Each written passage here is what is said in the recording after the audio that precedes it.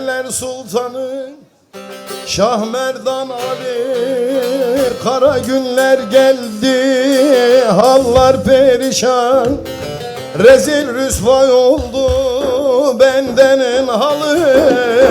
Kırıldı kanadım, kollar perişan, kollar perişan. Rezil rüsvay oldu Haydar bendenin halı. Kurumuş yaprağım, güller perişan, güller perişan.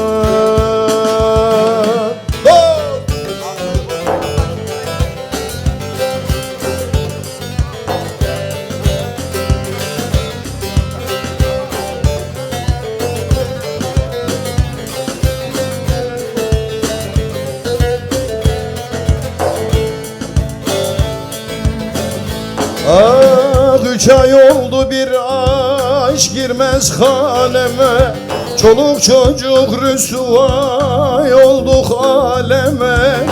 Dertlerim birikti Haydar, sığmaz kaleme. Kurumuş yaprağım, dallar perişan, güller perişan. Kurumuş yaprağım Haydar, güller perişan,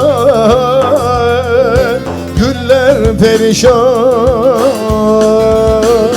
Dost.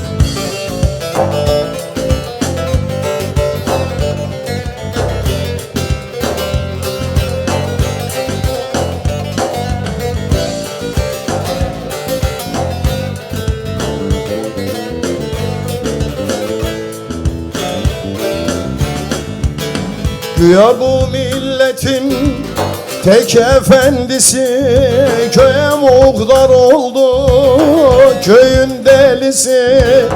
Bağı talan eden bağban kendisi, yıkık ver alemde güller perişan, güller perişan.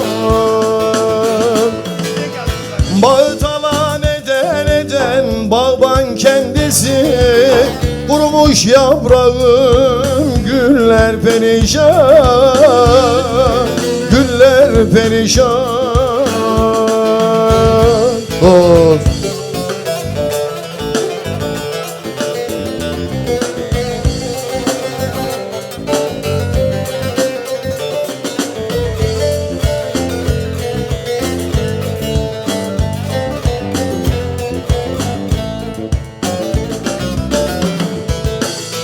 Bu nasıl devrandır, akıl ermiyor, hiç kimse kimsenin halını sormuyor. İlham Baba der ki Haydar, yüzüm gülmüyor. Millet kan ağlıyor, hallar perişan,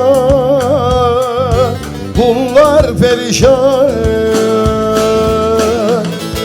Millet kan ağlıyor, hallar perişan, hallar perişan.